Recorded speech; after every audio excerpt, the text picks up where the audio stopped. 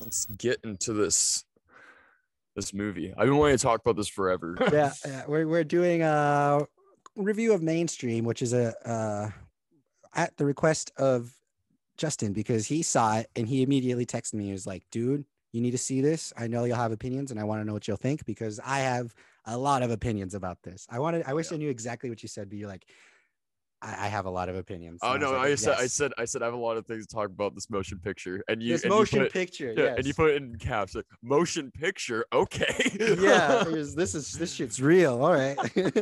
I'm on it. I said I'm on it. Yes, sir. All right. So Maya Hawke plays Frankie, I believe her character's name is, and she is this aimless 20-something who wants to be some kind of filmmaker. It's not really ever specified what she actually wants, as it is for a lot of the characters of the movie. But she comes across Link, played by Andrew Garfield, who's in this rat costume, and he's doing this dance, and she's just recording him.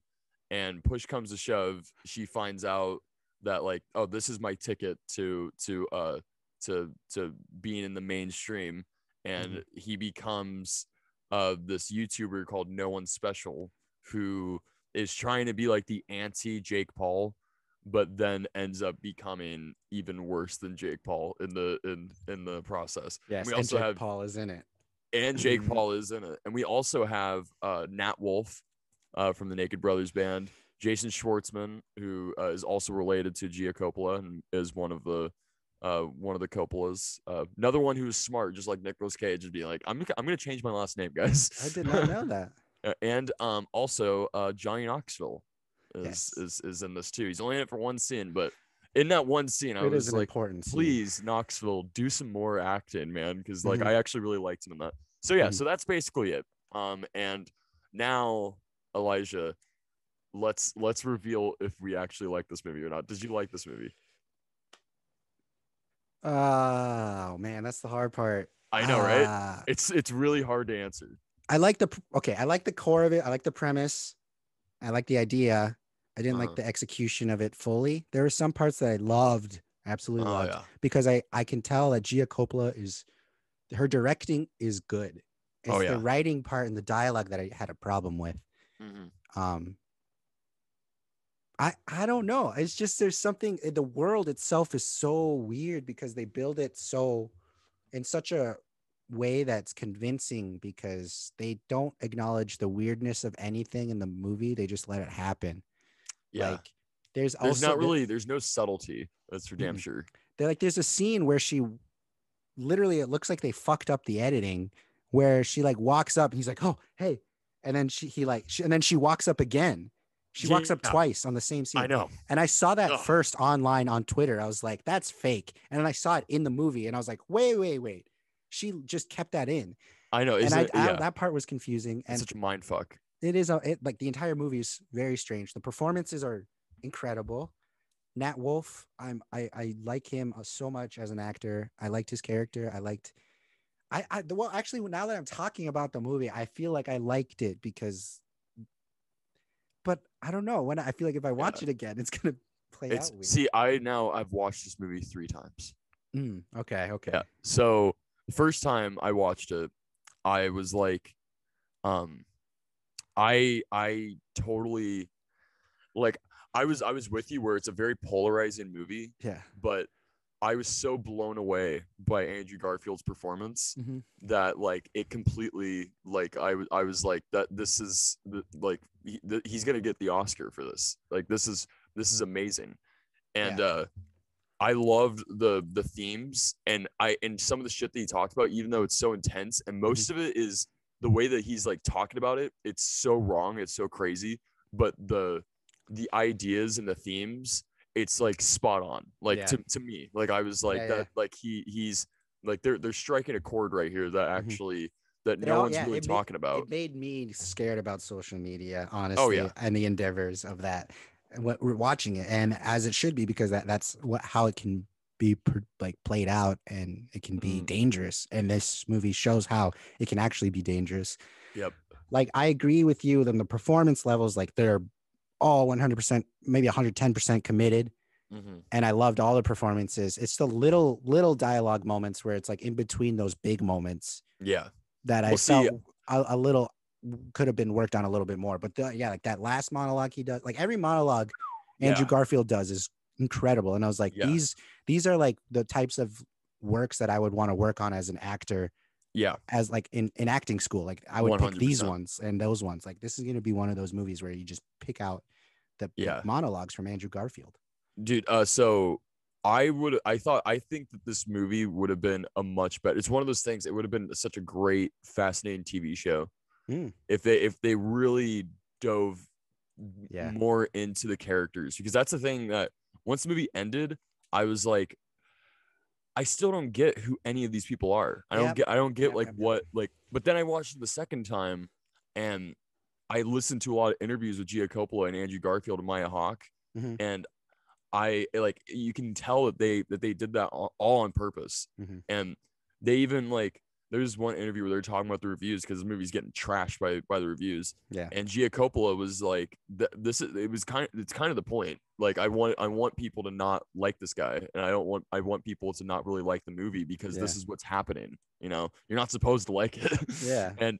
And when you do it, when you think about that, it makes it even more of an interesting movie. It's one of the most interesting movies I've ever seen. And like, I agree with you, because it's like she was trying to do like Facing the Crowd with Andy Griffith, and Network, and of course it's not nearly as good as those movies, but I thought it was a lot more interesting and a lot more entertaining because Andrew Garfield is so explosive in it. Little tidbit: did you know that Gia Coppola, she's related to Nicolas Cage, right? Apparently. She based the character of Andrew Garfield on Nicolas Cage. Oh wow. Which says a lot. That does. Which says a lot. It makes you wonder, do you like your cousin? Because this is but like, especially that monologue at the end when he's like completely wigging out. Or when he's doing the game show thing. You can totally see it. It's like, oh yeah, this is definitely Rage Cage right here. Like Garfield's doing some Cage, and somehow he's out caging Cage right now. It is insane. Like, he has a good role for him. It's a fantastic role for him, man. I was so blown away by it, and honestly, I really did like it, and it's because of all of that, and I love that Gia Coppola. She got Jake fucking Paul to be in it, and you can fucking tell. She got all these YouTubers, these real YouTubers. Yeah, the real influencers. And you can tell that she did not tell them what was going to happen. Because even when you look at Jake Paul, like, again, I've watched the movie plenty of times now, and I watched that scene plenty of times because it's a great scene. You can tell when you look at Jake Paul's face, he's like, is she fucking making fun of me? like this is like, I wonder what his reaction is. He's such a fucking asshole anyways. Who fucking cares? Yeah, I don't like him. But you can tell that he's like all of them are like there's that one girl who's like legitimately like yelling at Andrew Garfield. You can tell like, oh, this is like legit, and Johnny Knoxville is just right in the middle of it. That casting too is amazing because he's like basically the first. Him and like Tom Green, like they were like the first like and Andy Kaufman, the first like trolls, where they're like fucking with people, and you don't know if you want to like them or not because they're doing things that are pretty despicable. And how like Johnny Knoxville, you know, he's aged a lot now. He's more mature, in ways. He's still doing Jackass 4. Still rips his asshole, I guess. I guess that's how he got hurt. No, he broke his dick. But I'm sure that he ripped his asshole too. No, but I thought that was like it's genius, you know. Like I thought that was such a great great scene and great commentary on all of them, because like I was telling my coworker about it. I was like, you got to watch the movie Mainstream. And she was like, what's it about? And because her and I always talk about how terrible influencers are, and how influencers are like, look at the name.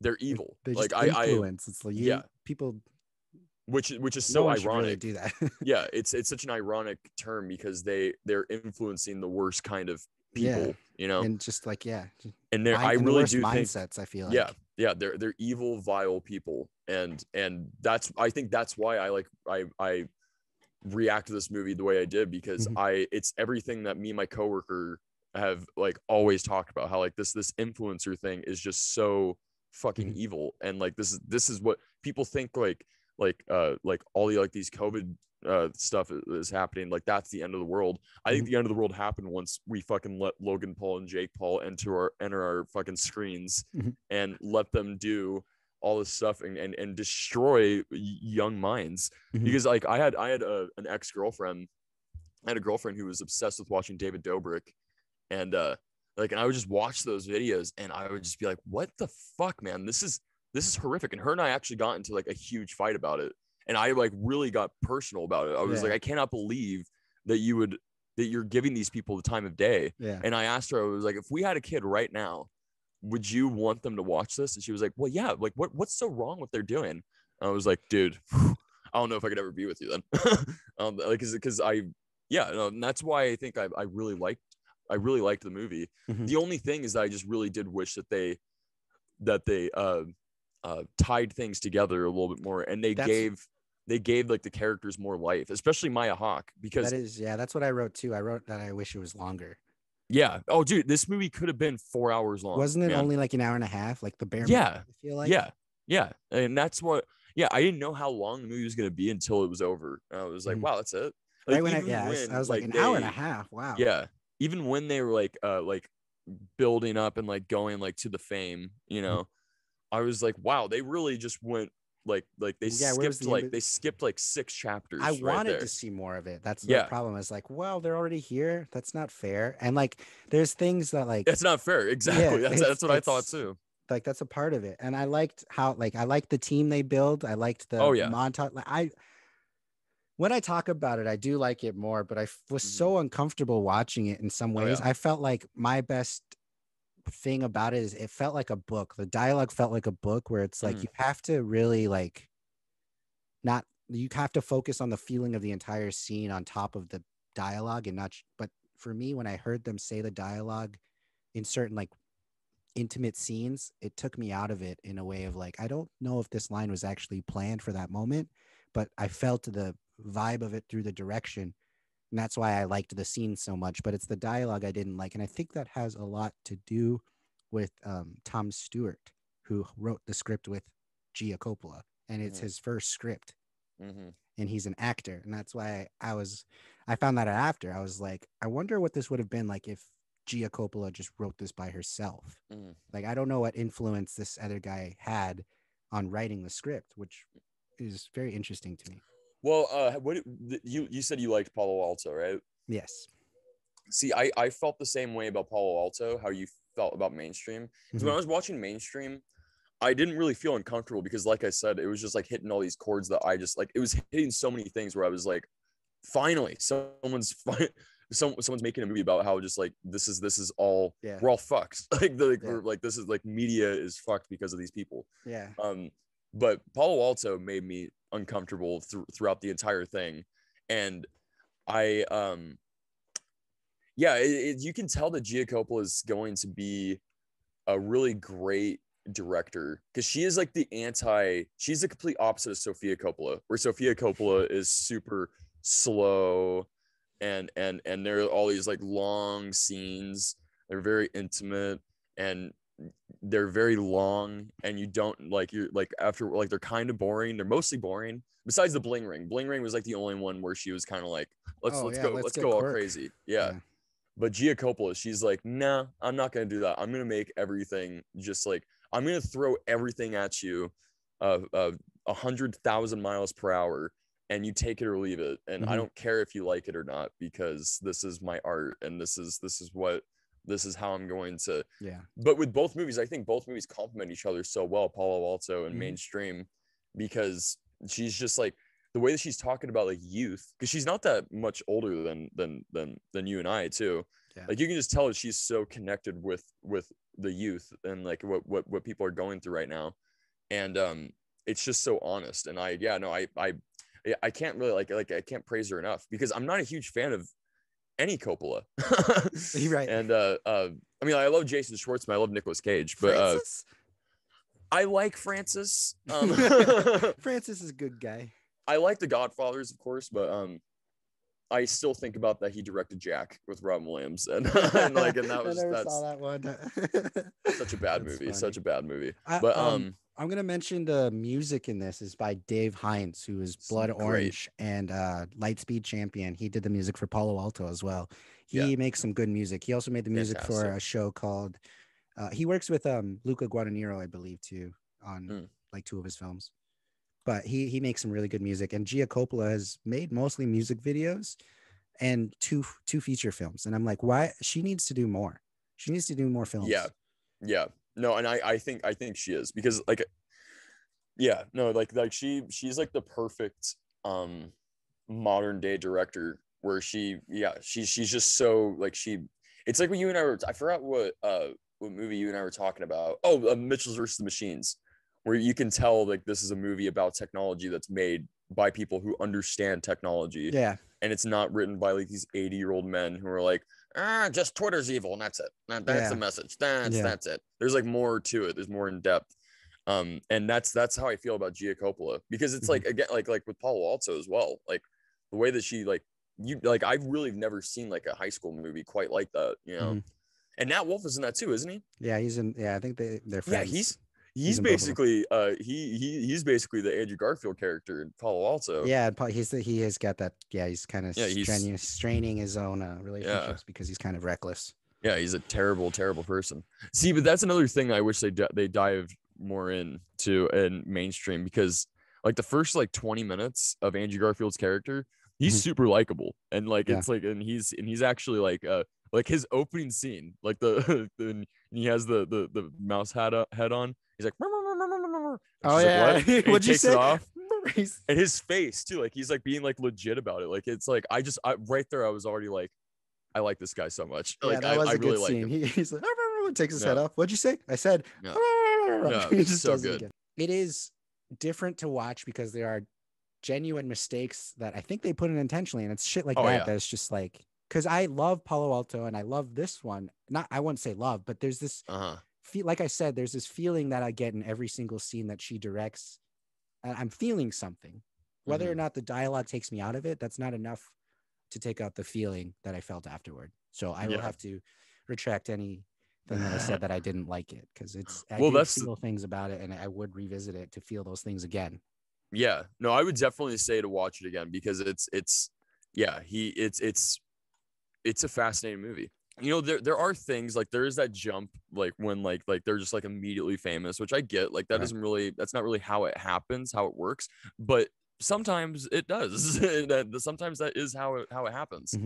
And you know, like people like link Andrew Garfield's character, how he does go from like being like this bum who doesn't even have a phone, hates technology, like he thinks that it's all evil, and then how he just goes head first into it. Like then he like becomes the thing that he hates. I love that, because that's exactly what happens. Like we've seen that so many times, you know, like with so many celebrities and so many, like, you know, Andrew and even Garfield people that we know. New Joker. Yeah, no, he's man, like this movie made me even more excited for Tick, Tick, Boom. You know, like, cause it made me excited for everything that he's gonna do next. Because I had never seen Andrew Garfield like that. No, never ever. And I remember when I saw his Spider-Man, and I was like, dude, this guy's a horrible actor. This is awful. And then I saw his Social Network, and I was like, never mind. This is like, this guy's actually really good. It's all about the paper. It's all about the script. Paper and not the money. Not the money. Well, I mean, like, I guess get paid too much, you don't need to do anything. Yeah, and the direction too. You can tell that he's like one of those actors who like he should be like, because he produced mainstream as well. Like he's one of those actors who like you just kind of like have to like just give him like subtle direction, and then be like, then you just kind of like you just do whatever. Yeah, and, you like, him to do his job, because he knows what he's gonna do. He's gonna do something. Yeah. And no, he's fucking brilliant. I love him. And I think this movie is, and that's another thing, like a lot of reviewers, like they're not even like, they're just talking about how terrible his character is, but they're not talking about how great of an actor. Yeah. Like it's like, dude, guys, come on. You're hating him like he's actually doing it. yeah. And that's the fucking point too, you know, like that just shows like how great of of an actor he is. Again, he's just so he's convincing. He's so convincing. He's great. And how his voice changes in the movie, like when he's like at first and they're doing like the video where he's like walking around the house with the Lamborghini and stuff, and he's like talking like this. He's like, I ain't nothing special. Yeah, he's like a super like California kid. Yeah, no, it's so good. You know, I love out of 5, what would you have to give it? I would give it a 3.5. Only really? Because I thought you'd give it like a little bit higher, like 3.8. I would have gone 4 if it wasn't for just like the lack of character development. Oh yeah, if it was longer, it probably would have been better. Yeah. Oh, 100. If it was longer, if this was like a TV show, or if this was like a 4-hour movie, I could have watched a 4-hour cut of this movie. Like I probably would have give us the Coppola cut. Yeah, I probably would have restore the Coppola universe. Let's get Brando's opinion on this. No, I probably would have given this a 5 out of 5. And with themes and with the performance, I definitely give it a 5 out of 5. Yeah, the themes are there. Yeah. The more I talk about it, you're right. This is it makes an impact on people. Most people, I feel like even if it's negative, it's gonna make an impact. It's polarizing. Yeah, it's polarizing. I would give it a 3 out of 5. And I have a favorite quote that I wrote down right away. Hold my cheese and take care of my head. Yeah. Right when they first meet. I'm just like, that's going to mean more later. I know it. Dude, this movie, like, mark my words, this movie's going to make a huge comeback. It's going to take a while, but this is going to be one of those movies that people are going to look back on and be like, oh, well, why didn't I see this when it came out? Yeah. Or the people that thought of it negatively are going to be like, dude, we were wrong about this. This is actually. Oh, that'd be cool too. That's what happened to me. Just like, I don't know if I liked it, but then I was like, just thinking about it again after like a week of seeing, I saw like a week ago, and now I'm like looking at my notes again. I'm like, oh yeah, I just needed to be a little bit longer. Like the only things I didn't like was like a small thing, and that's what I held on to. And I was like, but I forget that the entire movie itself had way more than that. So I would love to sit down in a room with her and just talk forever. Like she seems like beautiful. She seems like that she gets it. Yeah, she seems like that she like her. You hear that, Gia? Come on our show. Yeah. Let's talk. We like your shit. We love your shit, Gia. Probably wouldn't be that hard, honestly. Like maybe not. Yeah, you just gotta let her know we're admirers. We should like blow up her Twitter and her Instagram and let's talk. See if we can get an interview out of admiration. Yeah. And then we get her and we're like, we actually secretly hate you. We can just mention on every single episode from here on out. And by episode 100, maybe you should join us.